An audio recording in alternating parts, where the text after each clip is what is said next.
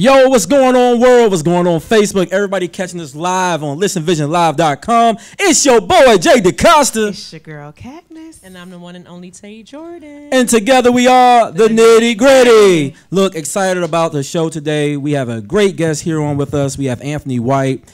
We're going to be having a conversation about suicide in the Army, black soldiers. And Anthony is an actor, singer, so we're excited to have him on. We're going to talk about some of his projects as well. Musician, director, he does it all, folks. He really does it all. The jack of all trades. Right, Renaissance man. Look, Anthony went to Austin Peay State University, a member of the United States Armed Forces through the Army, the best branch for those watching. Say it. Who? Say it. Right? Actor, director, singer, musician, and activist for military-related suicide and suicide in general. Absolutely. Yes. Yeah. So, and we're gonna be talking more about that. Your pressure point projects. Yes, sir. Projects, because it's multiple projects, Yes, and we're going to get into that. So really excited about the conversation today.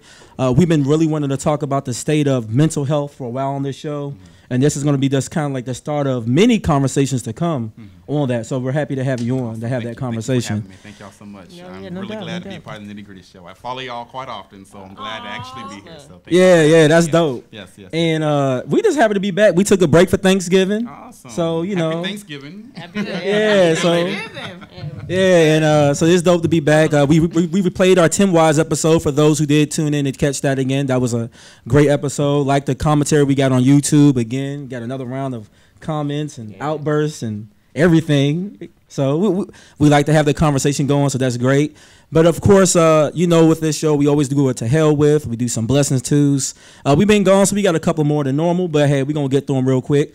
To hell with, I don't know if you guys caught that. The dude, Danru, he be doing the dances. Like, hey, baby, don't do it, Danru. Don't do it, Danny boy. Don't do it.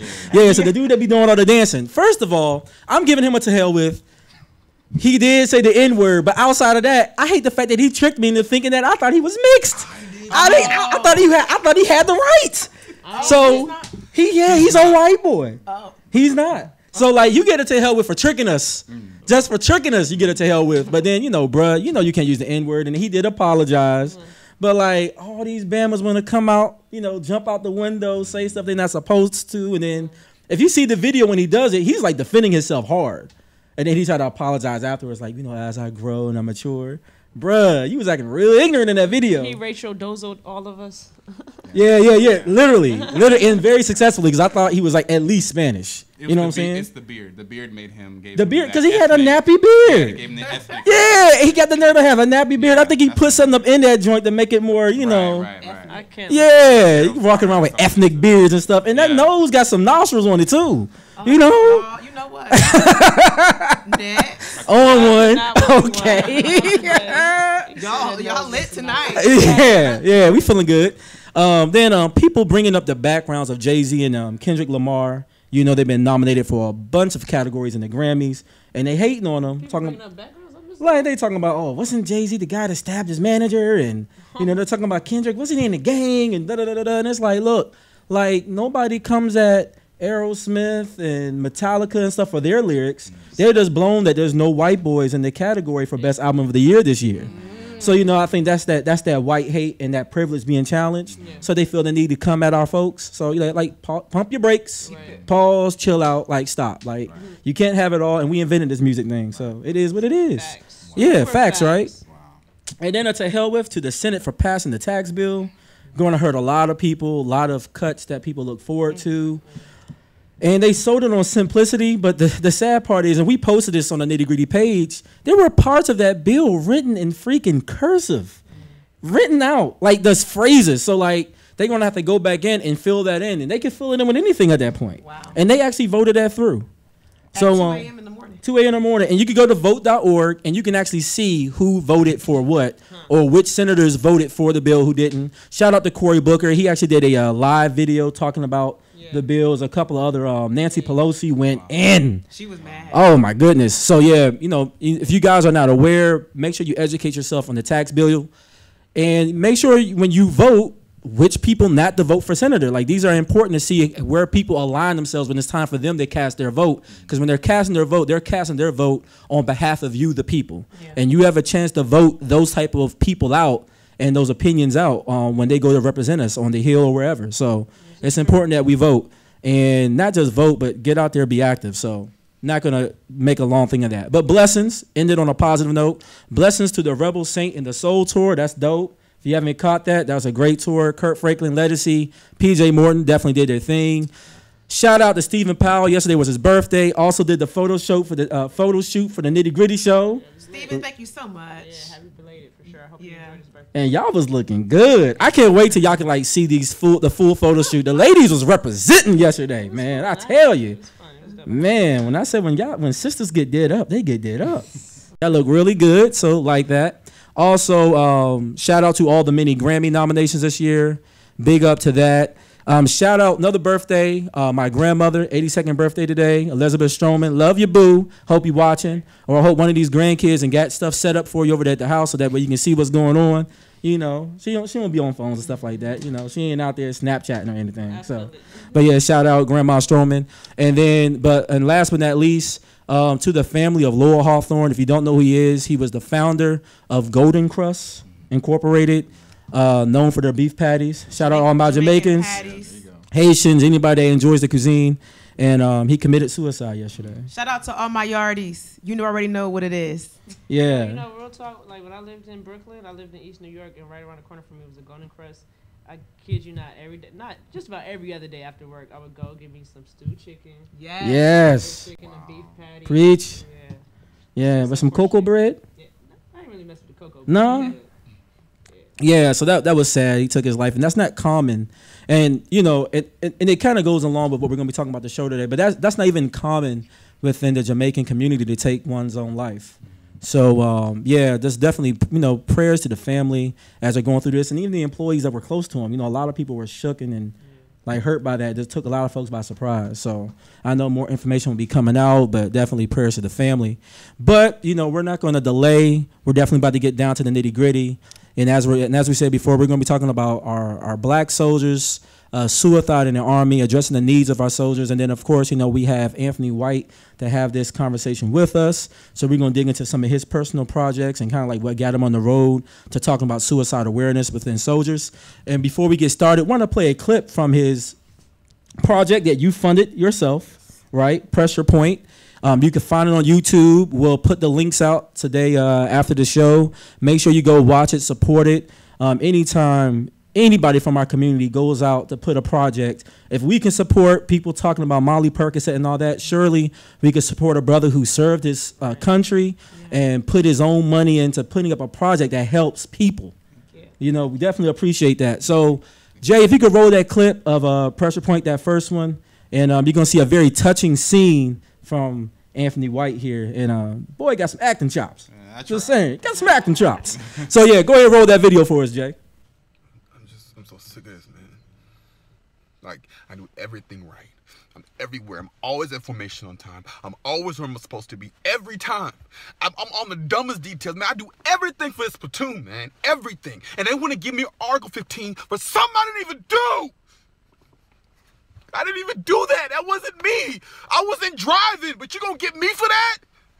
No, man. No, I got one better for you. You want to sit up here and you want to get me? Now I'm gonna check myself out. To hell with y'all.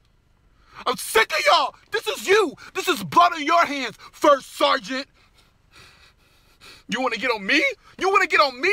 Ask your other soldiers. No. That's all right. I'm not doing this no more. I'm done. I'm checking out. Nobody want me. Everybody hates me. That's fine. I got this.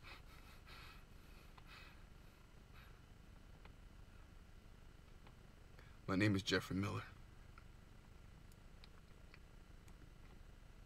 And this is the last. Wow. That's a real touching scene, man. Like when I see it, it's like, wow.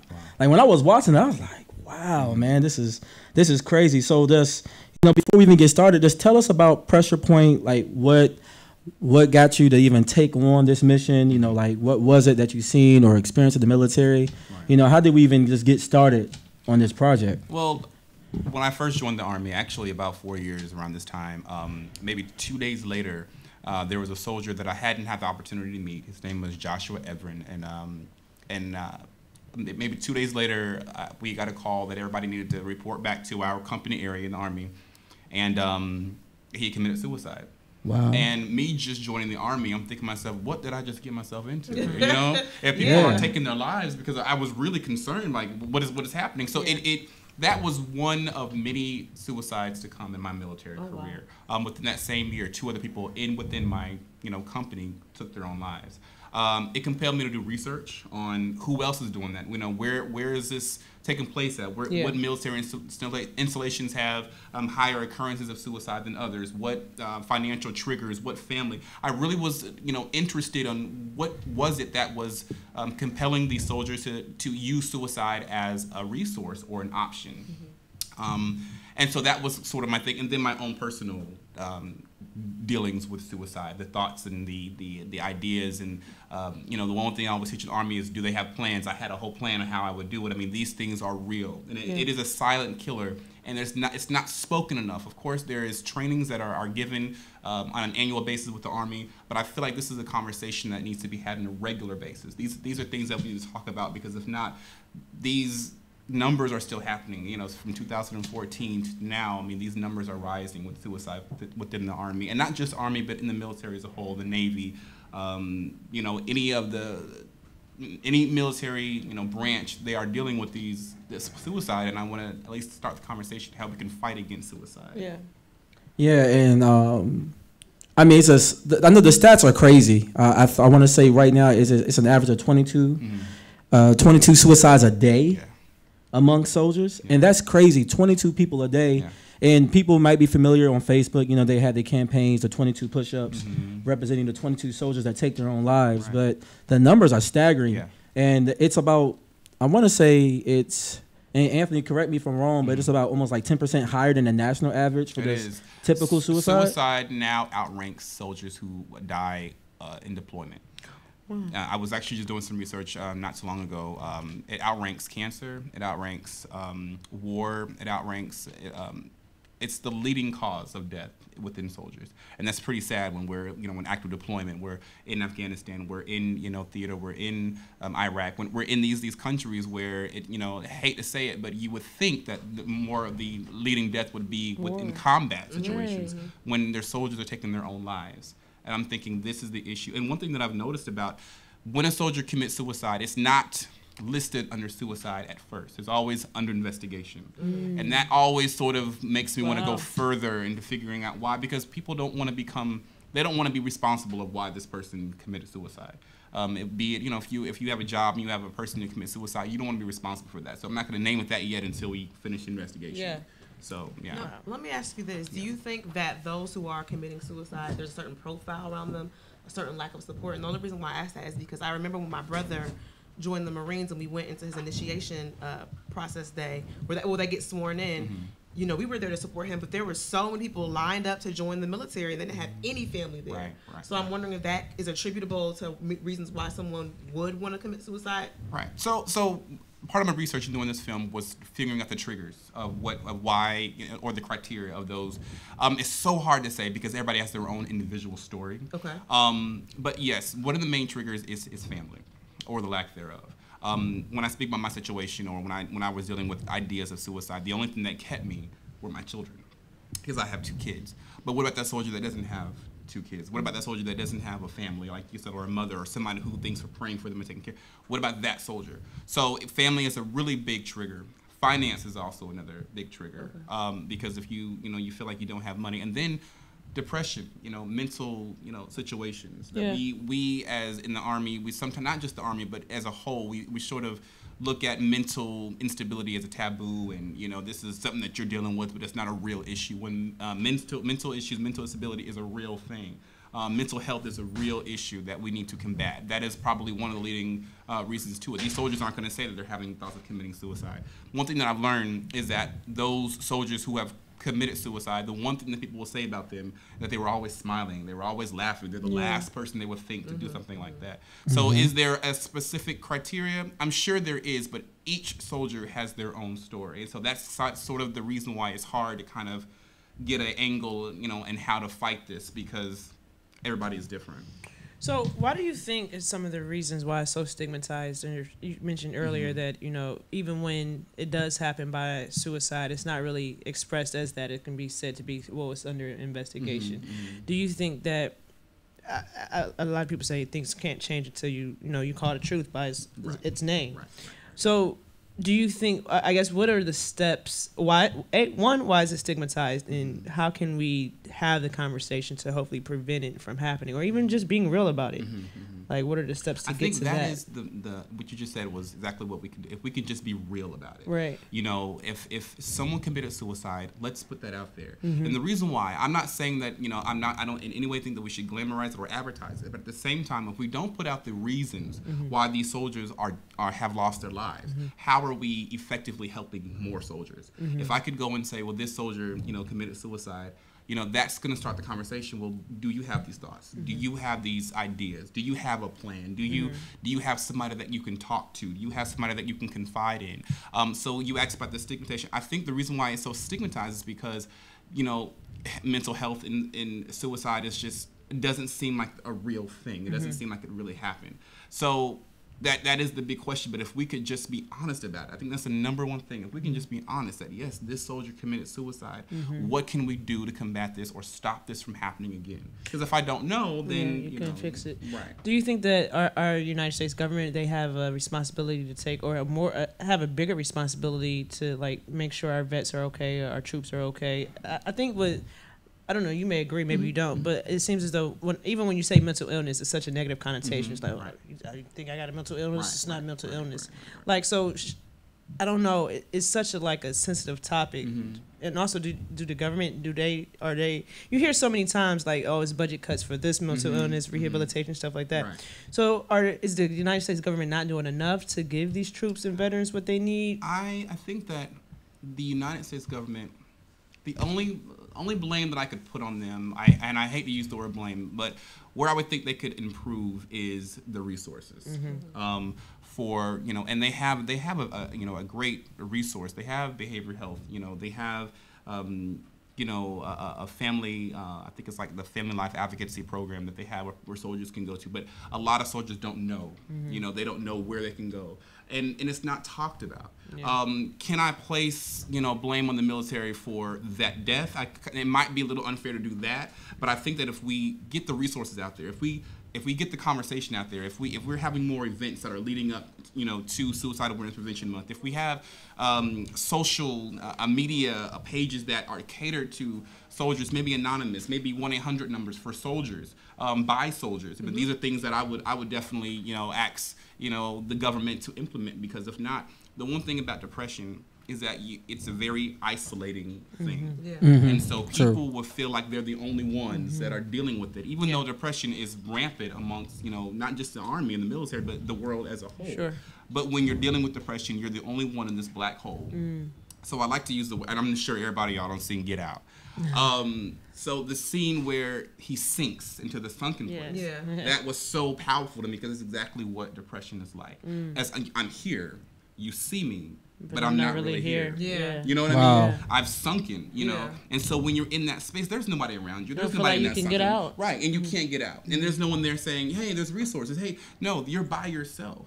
So I think that if we can get it out there that you're not the only person that's dealing with it, let's create a program. Let's create an event where we can bring these people, let them know, hey, you're not alone. Hey, I've dealt with depression. Hey, I've dealt with suicidal thoughts. Hey, I've dealt with this and that. If we can make it a commonplace instead of the connotation, the negative connotation, I think that will get soldiers out there. So the blame that I would put is just putting it out there, making it a real thing, saying the word suicide, and not being afraid of what comes after that. That's good. That's good. In your research, have you found a certain percentage of suicides?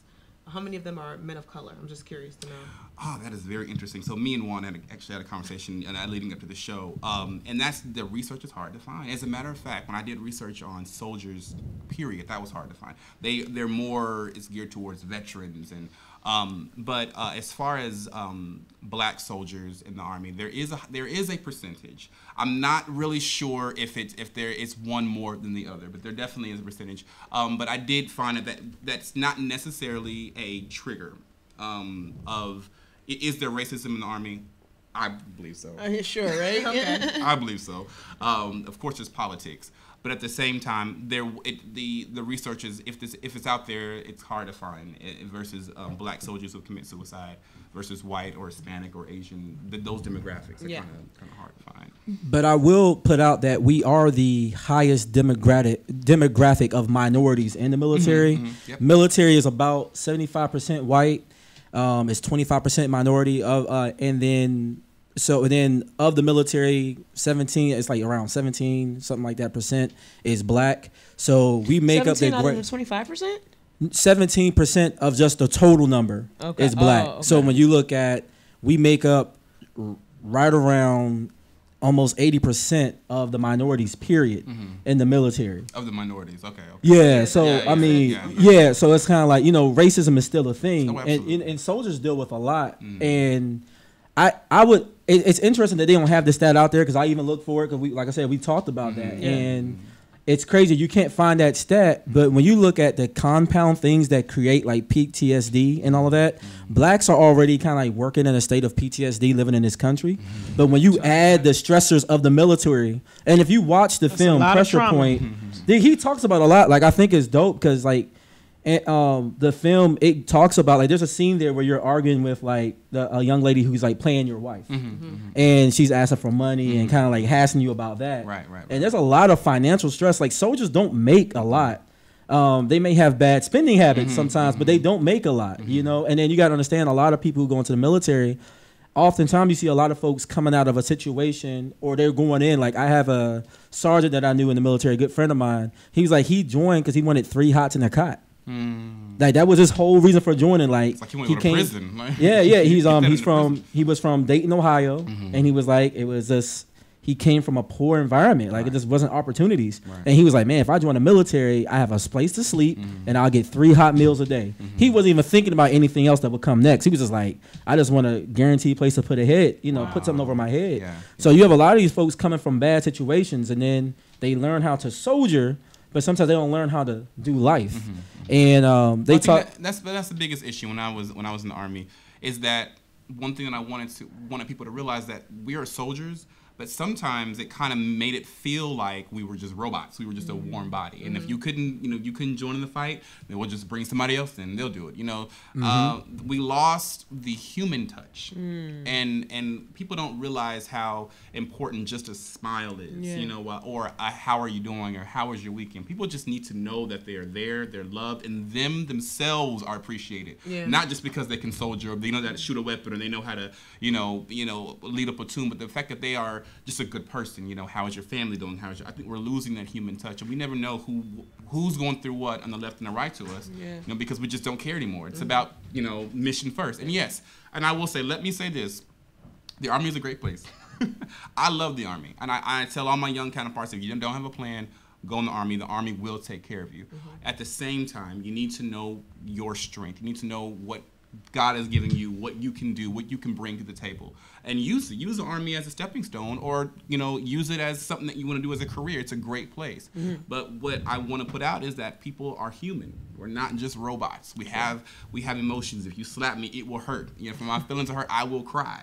Those are things that aren't talked about. It's always mission dictates, mission first, and I get that. But what about the soldiers? What about the soldiers who are actually people?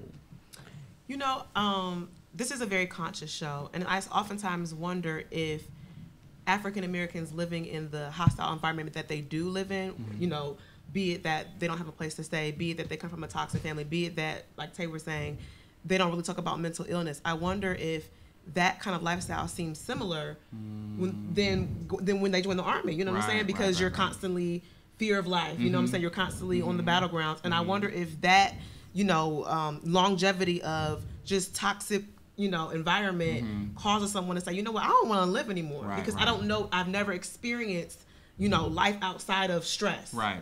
I just wonder if there's a correlation there. Like they reached a capacity. Or something. Yeah. Well, a lot of people don't realize. People will always say that a lot of stress comes from they've been deployed, or they deal with PTSD, or they're dealing with some combat related mental issue. But I never deployed, and I still had these ideas of suicide. So there's a scene in the movie where the sergeant is fussing at Miller, who I played. I was going to bring that up. Yeah, that actually is a true story. That actually really happened to me. Yeah. And what that sergeant didn't know was that I'm dealing with marital issues. I'm dealing with financial issues. I am away in this scene. I'm away in this movie. In real life, I'm away from my family, my wife, my kid. And so you don't know what I'm dealing with. It would have been nothing. I remember on that very day, I got in my car, and I remembered I was just going to drive really slow, because if I drove normal speed, I was scared of myself that day, because I didn't know what I was going to do. I was so angry. Yeah. You know, and at that point, I didn't know who to call. I didn't know what to do. I didn't know where to go. You know, thankfully I was able to contact my sister, who was she's, you know, my backbone sometimes, and, you know, she was able to be there in a sounding board, and I contacted my family. But what about those soldiers who don't have that? Yeah. You know, that could have easily been a soldier that decided to say, you know what, I'm done. I'm giving up. I can't do this anymore. So, you know, it's not so much people who are deployed. Yes, they deal with it, but there are people in garrison. And garrison means that, you know, the installations, the training ground here on post, or in Germany or in Hawaii. They don't know what they deal with on a regular, everyday basis. Sometimes people who say that I don't never deploy, I'm just going off of what I've heard from fellow soldiers, that sometimes a deployment is like a vacation, because you're away from all of that.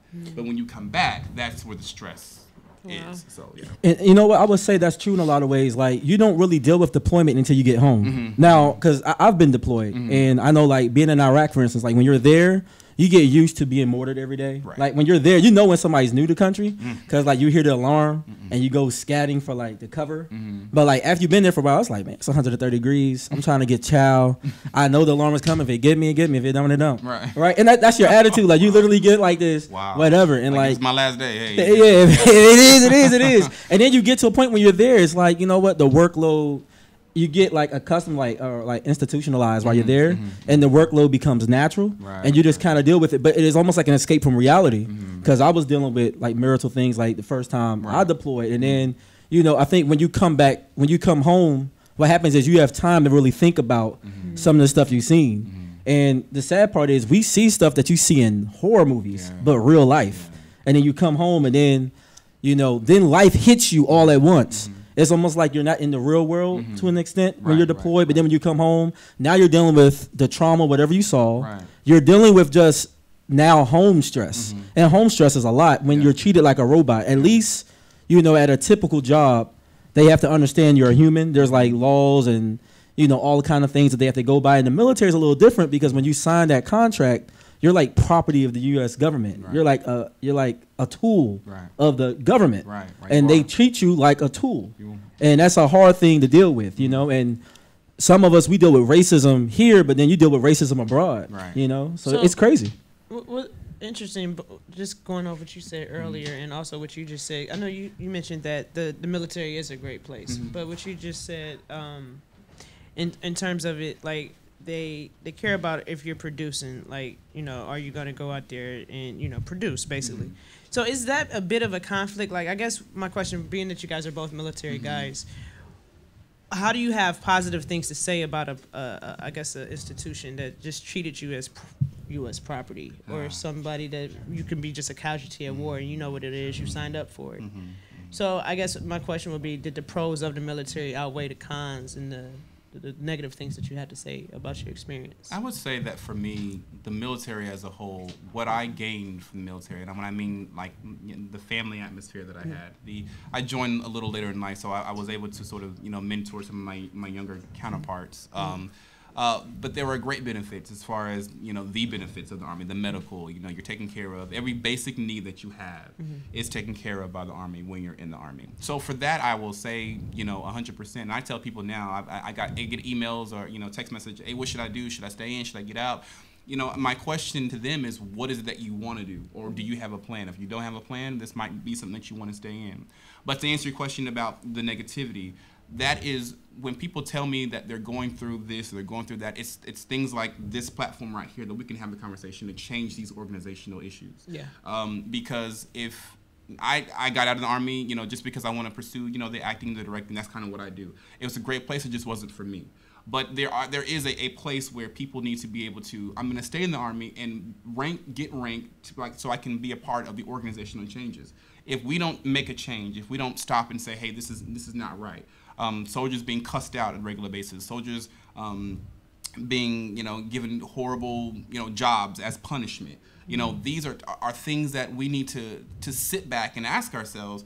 Are we benefiting the Army, or are we adding to the stress of that soldier? It's so easy as a E5 or as a, they call non-commissioned officer, those are leaders in the Army. It's so easy because I had a bad day to just, cuss you out and fuss you out, and then I feel better. But you know nothing about that soldier. Yeah. So if I could, make rank and I could say, hey, this is not correct. We're not going to talk to these soldiers like that, because that soldier is somebody's dad, somebody's son, somebody's wife, somebody's husband. We need to be there. We should be there to cultivate them and raise them to be better soldiers, not just, you know what I mean, to raise them to be mean. So when I get at a lower rank, now I'm going to cuss you out too. That's not... systemic, negativity. Right. I do have a question. Yes. For both you and Juan, since you guys are in the military. Do you ever have a conflict of interest or feel something inside of you, whereas you feel like, what am I fighting for, when you see black men being shot in the street, when you hear about, white people who literally hate black people, and that every time you're marching or you're doing your command, you're defending these people who hate you because of your color. Does that make you feel some kind of way? Is there a conflict of interest? Absolutely. I just had a conversation the other week about somebody who was very boisterous, very, very, he was very upset, but on the other side. He blamed our former administration for all the things that were going on. The NFL people who are taking a knee, he blamed them. They're the reason why, because they hate America. I mean, he was very, very, very, highly upset about what was going on, and praises our new administration. Now, I mean, it is what it is. I mean, we can't change what's going on. But yes, there is a conflict of interest, because, I'm sitting here learning how to shoot and fight, ISIS or fight some terrorist group, when at some point, when are we going to deal with the issues that are going home right here at home? Sure. These are issues. Yes, we have a reserve unit. Yes, we have National Guard. But these people are being killed on a regular basis. Black young men are being killed, and young women are being killed. So what are we doing about that? That's the domestic terrorism. Right. This is our country, and we're fighting. We're going over there, to fight other countries. But we have issues that are going on right now. But these are things, again, that are going to have to start from the top. These are organizational changes that can start from the administration, from the highest level in the military, and that's sort of where we're going. I was probably like one at the lowest in the totem pole at my job in the military, but I feel like it doesn't matter who you are, where you are. If you can enact change in any way, shape, form, or fashion, do it, because someone is watching you, and someone is going to take your word and they're going to run with it. Yeah, and I would say I definitely feel the same way. It's like, it's hard, but it is a thing of pride to serve in the United States Army or military, period. And there has been change that has happened as a way of black soldiers from Crispus Attucks until now taking part. And taking our part. You look at the Buffalo Soldiers, you look at the Harlem Hellfighters, Tuskegee Airmen, a rich history. And actually, since it brought up, I think there's a video that can explain it better than I would, or I don't want to have to repeat information. Jay, can you play that third video for me? It's the one with the History Channel. And this is a good video. We'll play that and then we'll come back to the discussion. Cool.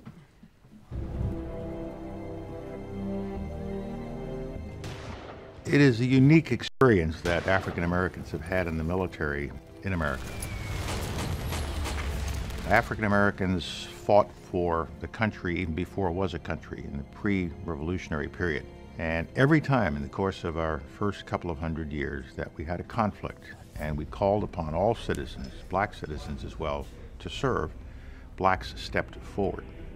The Army played a significant role because in many ways the Army was the first place that blacks and whites began to have to stand together and represent the same idea. Even though they were in segregated barracks, they were fighting for the same cause. And somewhere along the line where your lives are on the line together, some of the social barriers began to come down. The experience of World War II helped pave the way to the civil rights movement in several different ways.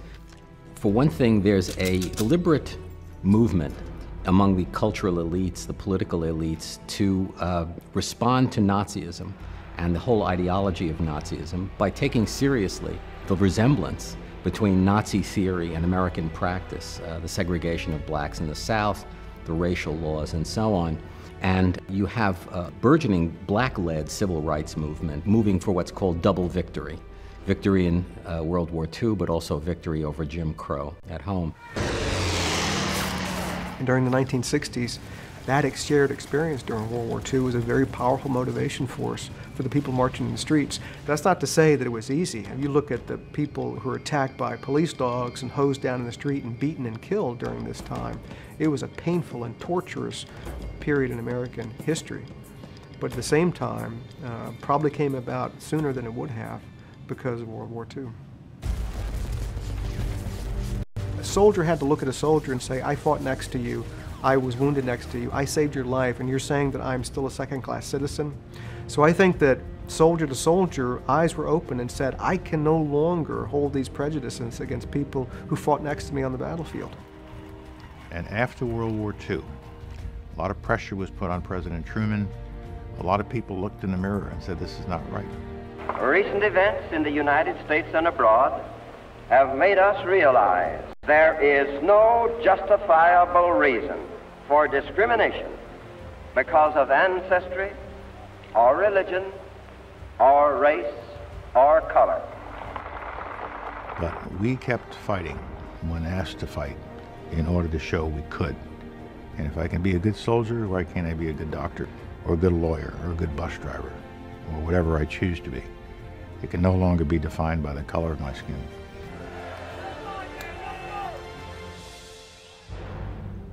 So I like that video. I think it said in a nutshell a lot of the things I would have said, because there is a duality that we deal with. And I think this video paints it perfectly. I think some of the duality that our armed forces has to deal with. And, you know, something that they don't bring up here, but when you think about like what the Army does do as far as a factor of change for some people, and Anthony, you probably seen this in basic training too. This is that first part, you know, what you're talking about your brother when he first goes in. You go through basic training where you learn your basic soldiering skills, and it's kind of like a pledge hazing kind of process when you're going into the military, but you're learning the job. And oftentimes, and you can attest to this, a lot of the drill sergeants are men of color, black men, right? They like a big black man in there getting people into shape and getting you right. And we had people in my company from Iowa who's never seen a black person in person before. And it happens a lot. You'll be surprised how many white boys come in the military and that's their first time interacting with someone outside of their race, besides what they may have seen on television. Because some of these guys are farm boys, so they don't even got television like that. And you living in a whole nother age. Where you been? And they're like really surprised. And then those are the people who be like, can I touch your hair? Like for real. Because they're just like intrigued, like, you know, I just thought everybody was white type, you know, attitudes. And it's a time to maybe educate. Sometimes you might educate more strongly depending on how they come at you. But it's interesting seeing that black drill sergeant get these white boys in the shape because they won't tolerate that racism. You know, like don't get me wrong. There's pockets where it starts coming up again, and you see it. But in the active duty Army, more so, it's kept to a minimum because your parents are forced to fight together, work together. And when they in their first introduction, that big black drill sergeant telling you to do push-ups, drop, and you'll have some white boys are belligerent. They'll be like, "You can't tell me nothing, nigga." Oh, you seen that with your own too? I seen it with my own eyes, and guess what? They get. By the time they done, they marching next to us like, hey, buddy. Hey. You know what I'm saying? They love you. Now, and then you might become that token friend of theirs. You know, like, hey, I serve with some black guys. But it does create relationships because they force you to work together. They'll take the most racist, like, white boy and put him with the most hood black guy, because that's like you got white people who've never seen a black person. You have some black kids living in certain neighborhoods that have never dealt with white kids. It's not like racism camp. Like, oh, you guys, we all got to get through this together. No, but it's true. It's like that in a lot of ways. So there's a lot of positives because, like, even for our brothers, like, especially the ones growing up in bad situations, like, if no one's ever been there for you, if you grew up in the crack 80s and you didn't have structure, that's the first time you're being introduced to structure. And it helps. You could take someone who would have been in a total lost cause. And even though the Army has its low points, as we discussed, the highs of it is you're giving the opportunity to someone who could have just been a crackhead themselves. And they get a chance to actually, you know, serve their way out of that. And let's say the worst case scenario, you do die in combat. I'd much rather see a brother die in combat, serving in Iraq or Afghanistan, than to die in the streets killing each other. But see, I've always been on the fence about that. Like, why do we have that perspective though? Like, we view the military as like a saving grace for certain people. like, well, if you wasn't here, this saved your life. If you wasn't here, you could have got shot in Southside Chicago or something doing nothing. Well, because one offers is self that- insurance, another one doesn't. Huh? No, for real though. One has health insurance, one doesn't. Because if you die as a soldier, I mean, at the end of the day, you leave something back. At least they're not taking up GoFundMe to bury you if you die on the streets. You know what I'm saying? Like, I tell young men all the time, like, you know, you might could as well die either for a way. cause. I mean, die for a cause. It's a more of a respectable burial than to be like, yeah, I got shot on the streets. And there's a sense of pride. You know, when you see when these young black guys will graduate from basic training, you see them coming in as thugs and you ain't gonna tell me what to do, you know. And when they walk across, you know, that field, and they there's a sense of pride. They walk different. They feel different. They're fighting for something. They've had to, you know, fight their whole lives to survive on the streets, and now they're actually doing something admirable, you know, for the country. So I think that it's not necessarily a place where where the soldiers are, you know, for lack of a better term, fighting for anything. They have a purpose. They feel like they have a purpose, and you can see that there's a confidence level there. I think the issue that we deal with is once they actually enter into the service and sort of deal with some of those stressors that happen. That's where the issue is. But as far as seeing black soldiers, you know, graduate and looking good in their uniform, and they feel a sense of pride, that's powerful. That's a powerful thing, and it feels good. It feels good. In the military, when it comes to rank and moving up the ladder, do you think the opportunities are equal across the stratosphere, or do you think color does play a role? Because I know in a lot of corporate America jobs, your color and your gender do play a role in how far you go. I will say this, you know, back in the slave days, they had overseers, and the overseers were usually black guys who were trying to, you know, get people, you know, get the slave, get him. I think that in the Army, when you rank up, you know, what I would like to see is for black soldiers who get ranked to help their fellow soldiers out. But a lot of the times, what we do as black people, when we get that rank, I'm with the big boys now, and you gotta kind of get with me. And they sort of separate themselves from those lesser rank, you know. So my job, not my job, but what I like to do when I was in the Army was find people of color that were higher ranking, that were positive, confident people that I can surround myself around. But there is that color gap. But the problem is that we don't put our hand out enough to help our fellow soldiers to come up. Once we're there with the big boys, and then once we're there at the high ranking, we want to sit at the table by ourselves, not bringing it up. And that's the problem. That's the issue that I see. Is like, hey, can you help a brother out? You know what I mean? You know, and they make it so. And not just in the Army. I've noticed that even in the entertainment world. You know, when I've tried to reach out, hey, yeah, I remember when you were doing this, but I would like to intern with you, and I get nothing. There is now this is all off topic, but there's a specific person, and I'm not gonna name her name, but she's pretty high, got her own, you know, show and everything, and I contacted her studio and I said, hey, I would love to just come out and work with you, you know, and there's no room for anybody else to come. Well, I would just intern. Yeah. I would just wipe the floors in the studio. At least I'm getting knowledge, and I never got a response.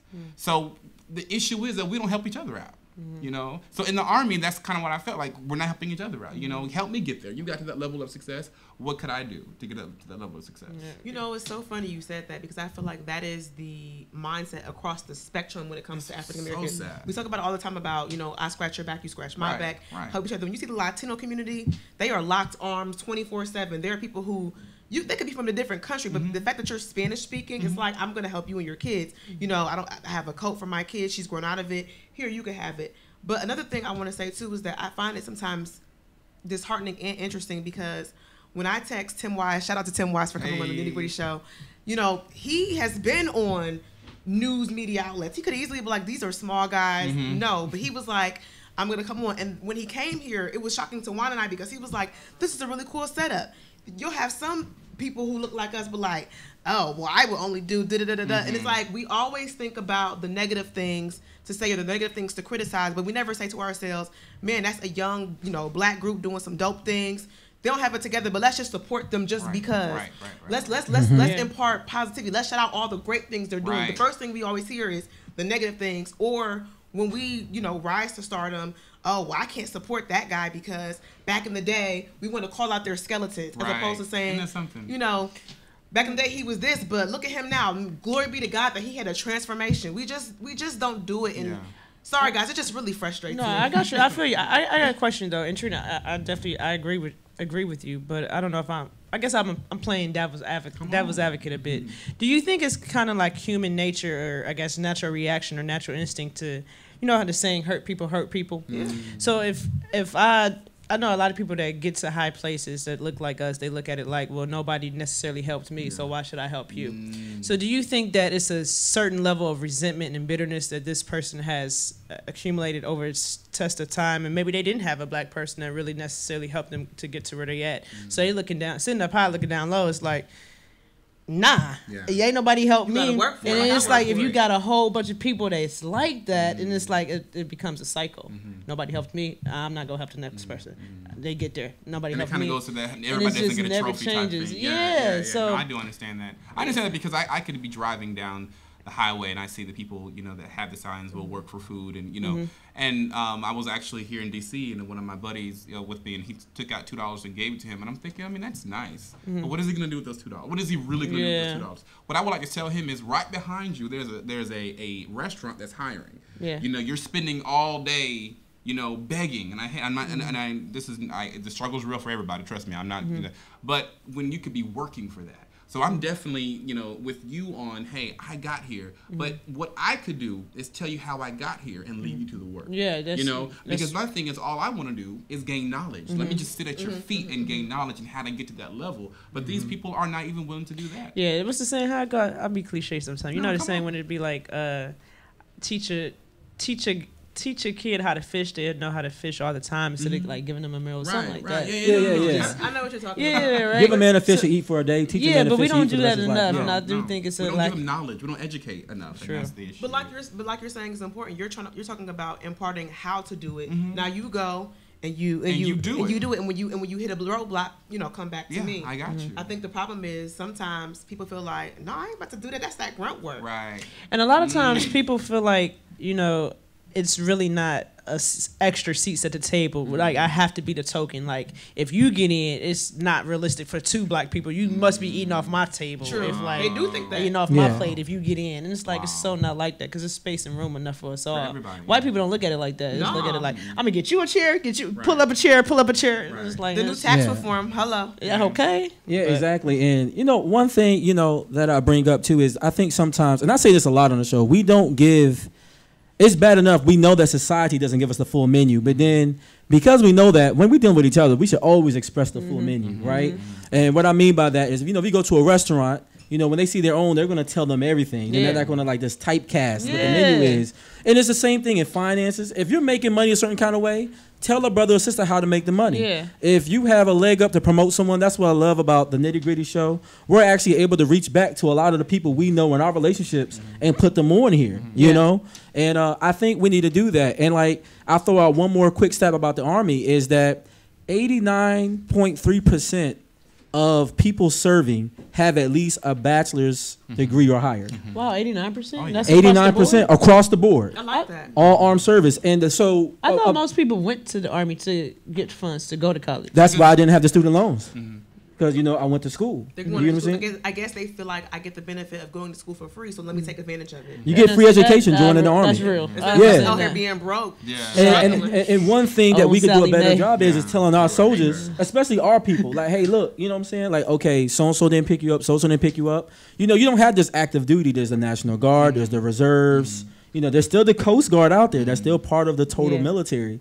You know, that's the big part about the military, that the benefits are so great. You know, I honestly feel like everybody should do at least 4 years because the benefits are so good and they give you a leg up. Whatever it is that you want to do, you know, and when I mean leg up, just the education benefit alone, that you can go to school. People who didn't have access to going to school. I have a saying that I actually put on my Facebook that as children we are products of our environment. As adults, we are a product of our own choices. Because we made these choices. Now, of course, you know, I lived here, my grandma lived here, but you didn't have to live there. You don't have to be a part of that situation. So going to the military, for me and a lot of people, were more about being able to have access to benefits that I wasn't able to have, to my parents and my family. A lot of people, I've known people who have come here from other countries to join the Army, to get their citizenship, and to help their families, you know, abroad, you know, who brought their families here. So the benefit that the Army provides, you know, I think, you know, you can't get that anywhere else. And even if you don't make it, you know, a career, just to do it one time and just gain the benefits. I mean, that's and the pride of actually serving your country. For me, that was pretty cool. I do have one quick question for both you and Juan. Yes. Why do we not hear a lot of black families push the Army as an option? I feel like when Tay is out there and they be like, Tay do that dance, he gonna be the next best rapper. It's like, how come we don't think about possibly putting the Army as an option? What do you think? That's a good question. I think the reason why is because the Army is almost looked at as subservient. It's almost like you're not gonna do that. You're gonna be a doctor. You're gonna be the next, and great, and that's great, and please, and it's great to have aspirations. But now joining the Army, before I would tell my daughter, no, I forbid it. But if she came to me and said, Dad, I want to go in the Army, I'm like, yes, that is great, because I've been able to go to the Army, my kids can go to college for free. You know what I mean? I've, in essence, provided more for my family, which was one of the reasons why I did. But to answer your question, that is a systemic issue abroad. That's just how it is, with our society. Not systemic, society. That's a societal issue. That we want to see our kids be the next rapper, or they want to have the next basketball player. And it's definitely available, but why not the Army as an option? So that's a good question. I don't understand why it is that it's not, because the Army is not a bad place. I think that we make it a bad place. No, I got a burning question. I do. No, okay, because you guys are helping me realize the positives of it, right? So I don't know if I'm holding on to a sense of pettiness or what it is, or I'm a principle-driven person. I get grilled about this on my views a lot. But in terms of the military, because I'm a person, I won't say subservient, that I viewed it as that. But like, I hear the pros that you're giving and the positives. But a person like myself who's had the mindset that the armed services, the U.S. Armed Services, is no place for a black person or a person of color. I hear the pros, but my question to you guys, both you and Juan, if you hear the positive, if you have a person like myself who's looking at the negatives, it's like, how can you, like Colin Kaepernick right now is kneeling. How can, I guess as a black person, not feel conflicted? Like, yes, I have all these positives, but like at the end of the day, I'm representing a country that don't give a damn about me. That's my thing. It's hard for me to like, you know what I'm saying? When I joined the Army, you was enslaved. But here's the difference. Here's the difference. When I would join, and this is, I'm not trying to, but I joined the Army with a different administration. So there was even that level of pride too. Even coming to Washington D.C., I was like, now everybody got in under Obama. Okay, no, I give you a little leeway. Right, I'm about to pay for the black person. Okay, like, all right, I can rock with you a little bit. But yeah. So I can definitely see what you're saying. I mean, there is negatives. There are pros and cons with it. And I think that what you do with it, I always say people in the Army, what you do with it is what you do with it. Yeah. If you take those negatives, if you sort of thrive on that, because if you do, it's gonna be a horrible experience for you, and it has been for a lot of people. And that gotta be deflating, right? You mentioned about some officers or generals or whatever in the Army are racist. So like, when you put on that uniform and you risking your life, and I wish somebody would have nerve to be like, nigger this or. But I will chime in here. We're all running out of time too. But I will chime in here. When you're in uniform, that's one of the few times in life you might experience some white privilege. Because, like, for instance, if I get on uniform and I go to the airport, you best believe they bumped me to first class. Happened to my dad when he came up, and my parents when they came up for Thanksgiving. They both served in the Army. So what happened is they had extra seats in first class, and they asked, "Are there any retired military active duty military?" So they got bumped to first class. I don't know. So, dead presidents. Oh yeah. 40 years. What you mean? But your country is not necessarily the country. My country was my two girls. Okay. Yeah. I was fighting for them. You know what exactly. I mean? Fighting for their freedom and their their benefit. So. Yeah, and this is a great conversation. I wish we could keep on going, but Jay is about to come up on here and slap me and be like, "Yo, Vaughn, stop." I love it. But look, check this out. One thing I want to give people is a place to call. If you're a veteran, you're having thoughts of suicide, maybe you're dealing with PTSD, you're hurting, there is a crisis line for you that's open 24 hours a day, 7 days a week, 365 a year. You can call 1-800-273-8255, press 1. Once again, 1-800-273-8255, press 1. There are people there waiting to talk to you and help you out. And there's also the veteranscrisisline.net/chat. If you need help, you can there's resources out there for you. And please check out my film. Go to YouTube, Pressure Point Anthony White. Again, YouTube, Pressure Point Anthony White, and the film will pop up. And then where else can they find you on social media if they have questions for I'm you on or want to book you? Because you sing, you direct. Yes, I do. I sing. visionproductions12@gmail.com is my email if you want to contact me about any things we talked about or any